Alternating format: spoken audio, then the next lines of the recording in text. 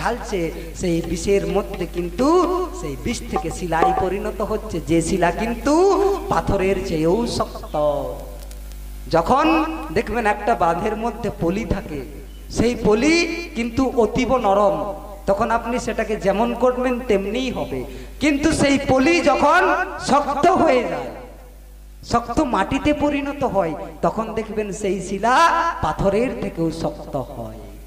তো আজ সেই মতো মাতা রানীর কৈকেয়ীর যে কমলাঙ্গ মন, সেই কমলাঙ্গ মনকে কঠিন পাথরের মতো সেই হৃদয়কে করে তুলেছে। আজ দেখুন যে মাতা রানী কৈকেয়ী সদা সৎপদা শ্রী রামচন্দ্রের শুভ চিন্তা করতেন, হিত মঙ্গল কামনা করতেন, প্রভু অযোধ্যার রাজা চক্রবর্তী সম্রাট রাজা দশরথের মঙ্গল চিন্তা করতেন। আজ তিনি বলছেন আমি আমার স্বামী এবং পুত্রকে ত্যাগ করে দিতে পারি, কেন না নিজের সুখ লাভের জন্য। আজ রানী কৈকেয়ীর মতো মাতাকে পরিবর্তন করে দিল।